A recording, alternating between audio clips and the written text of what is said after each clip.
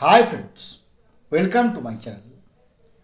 আগামীকাল সারা ভারতবর্ষের বুকে একটা অত্যন্ত গুরুত্বপূর্ণ দিন হতে চলেছে। কাদের কাছে? না, সমস্ত প্রাথমিক এবং আপার প্রাইমারি শিক্ষক শিক্ষিকাদের কাছে। প্রশ্ন হবে, কেন? কালকে কি ভাই? কালকে কি দীপাবলি? নাকি অকাল দীপাবলি? নাকি দুর্গাপূজা আবার এগিয়ে আসছে? না ভাই, দুর্গাপূজা দীপাবলি যে সমস্ত আনন্দ উৎসব এখন আপাতত পকেটে পুরে রেখে দেন। এখন পেটের ভাতের গল্প। এই পেটের ভাতের গল্পের আগামীকাল চূড়ান্ত হবে সারা ভারতবর্ষের ৫১ লক্ষ শিক্ষক শিক্ষিকার ভাগ্য নিরূপণ হবে। কেন? না, আগামীকাল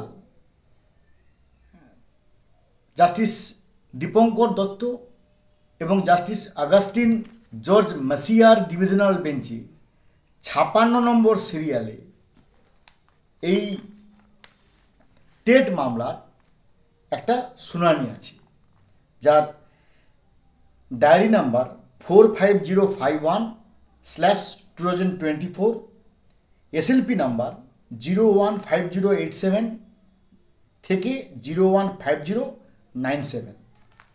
প্রশ্ন হবে, এই মামলাটার উপরে আমরা এত আশাবাদী কেন?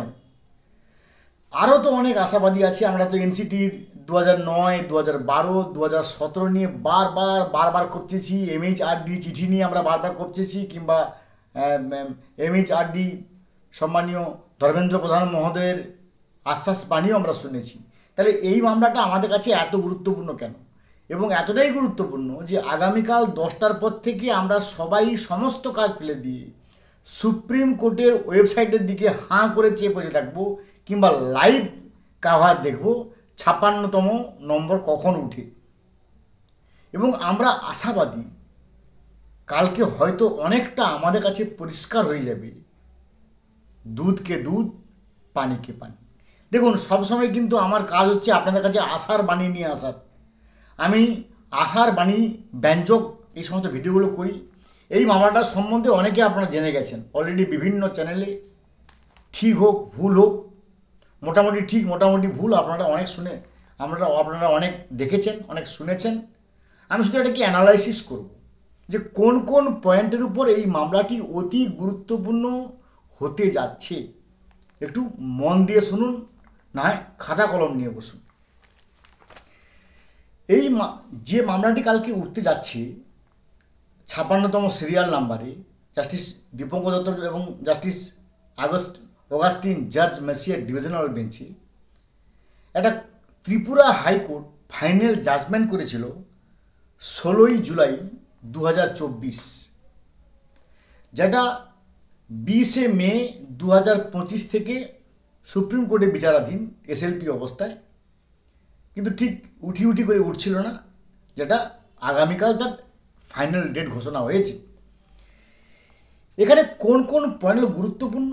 না, Tripura high court after careful observation, তিনি একটা বারবার অবজারভেশন করেছেন।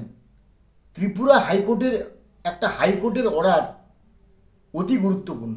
তাই হাইকোর্টের অর্ডারটা কী দিয়েছে আগে আমরা জেনে নিই, তারপরে আমরা অ্যানালাইসিসে ফিরছি। হাইকোর্টের ত্রিপুরা হাইকোর্ট কী রায় দিয়েছিল? না, 23শে অগাস্ট 2010 সালের যে এনসিটির নির্দেশিকা, যার 4 নম্বর প্যারা এবং 5 নম্বর প্যারা অতি গুরুত্বপূর্ণ, সেটা সবাই জানি। 4 নম্বর প্যারাগ্রাফে কিছু ছাড় দেওয়া হয়েছিল যে কারা কারা ছাড় পাবে, অমুক তমুক। সেখানে দুটি কথা খুব গুরুত্বপূর্ণ। কি কথা? না, teachers appointed for classes 1 to 8 prior to the date of said issuance of regulation need not acquire the minimum qualification as prescribed therein। অর্থাৎ 23শে অগাস্ট 2010 সালের নিরিখে যারা 1 থেকে 8 যে সমস্ত শিক্ষক শিক্ষিকারা নিযুক্ত হয়েছেন, তারা নিচের পদ্ধতি অনুযায়ী তাদেরকে মিনিমাম কোয়ালিফিকেশন করার কোনো প্রয়োজন নেই। সেখানে দুটি পয়েন্ট কী ছিল? না, যারা 3 সেপ্টেম্বর অর্থাৎ যারা 3রা সেপ্টেম্বর 2001 একের পরে নিযুক্ত হয়েছে তাদেরকে টেট দেওয়ার কোনো গল্প নেই। তারা শুধুমাত্র এনসিটি 2001-এর যে নিয়ম তাদের ক্ষেত্রে সেই নিয়ম বলবৎ হবে। এই যে 23শে অগাস্ট 2010 সালে যখন এই রাইট টু এডুকেশন হলো, তার নির্দেশিকা জারি হলো, সেই নির্দেশিকা জারি পর্যন্ত 3 সেপ্টেম্বর 2001-এর পর থেকে যারা নিয়োগ হয়েছে তাদেরকে টেট দেওয়ার কোনো গল্প নেই। কারণ টেট দেওয়ার গল্পটা হচ্ছে যারা এই 23শে অগাস্ট 2010 সালের পরে যারা নিযুক্ত হয়েছে, প্রথম কথা।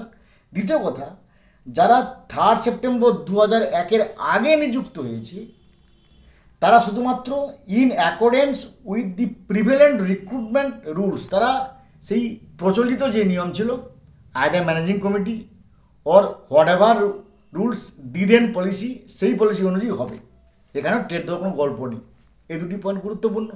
এবং তারপরে ত্রিপুরা হাইকোর্টের যে অবজারভেশন, এটা নিঃসন্দেহে অতি গুরুত্বপূর্ণ। তারা অবজার্ভ করেছে, therefore prior to that date NCT had no legislative, এটা ভালো করে শুনুন, এইটা হচ্ছে আমাদের কাছে এক সম্পূর্ণ রক্ষা কবচ। ত্রিপুরা হাইকোর্ট এনসিটিকে একবারে দুর্মুষ করে দিয়েছে। কি দুর্মুষ করেছে না, therefore prior to that date, এই ডেটের আগে NCT had no legislative competence. ভাই এনসিটির কোনো অধিকার নেই। কে এনসিটি ভাই? এই যে ডেটটা বললাম, এই যে ডেটগুলো আমি বললাম, দুটি পদ্ধতি, দুটি নিয়ম, যে নিয়মগুলো এনসিটি নিয়মে বলেছিল সে হচ্ছে তার আগে, প্রায়র টু দ্যাট ডেট, এই তারিখের আগে NCT had no legislative competence to make rules governing the recruitment of teachers with binding effects, and therefore from that viewpoint also qualifying of TET examination was not required in the cases of the petitioners. এখানে পরিষ্কার করে Tripura high court এই এনসিটিকে দুর্মুষ করেছে যে 23শে August 2010-এর আগে কখনো এনসিটির অধিকার নেই। ভাই এনসিটি আগে তো তোমার অধিকার থাকবে, তোমার পাওয়ার কোথায় ভাই? এনসিটির কোনো অধিকার নেই যে আইন প্রণয়ন করে, একটা লেজিসলেটিভ আইন তৈরি করবে, সেই ক্ষমতা কে দিয়েছে এনসিটিকে? তাই এনসিটির কোনো ক্ষমতা নেই যে টেট ম্যান্ডেটরি এটা বাইন্ডিং করার, এই কথা বলার কোনো অধিকার টেটের নেই। এটা আমার কথা নয়, এটা ত্রিপুরা হাইকোর্ট রায় দিয়েছে 16 জুলাই 2024, যেটা আমাদের কাছে একটা বিশাল বড় রক্ষা কবচ।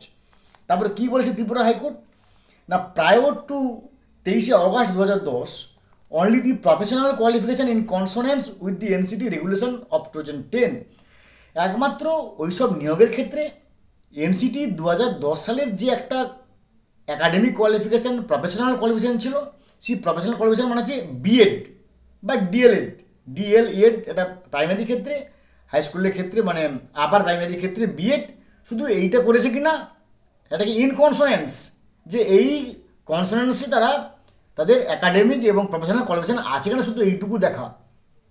তারপরে কি বলেছে, তাই 3রা সেপ্টেম্বর 2001 থেকে 29শে জুলাই 2011 পর্যন্ত এনসিটি মোতাবেক যা নিয়ম হয়েছে শুধুমাত্র এনসিটি মোতাবেক হবে, কিন্তু টেটের কোনো গল্প নেই। তারা কী বলেছে, are not required and can not be insisted upon. দেখুন ত্রিপুরা হাইকোর্ট একবার পরিষ্কার বলেছে যে তুমি কখনো কাউকে ইনসিস্ট করতে পারো না, can not be insisted upon to qualify TET either TET or CTET for their regularisation in the service. অর্থাৎ ভাই এটা যেহেতু ত্রিপুরার রাজ্যের মামলা, তাই জন্য বলা আছে টিটেড আর সিটেড মানে কেন্দ্র।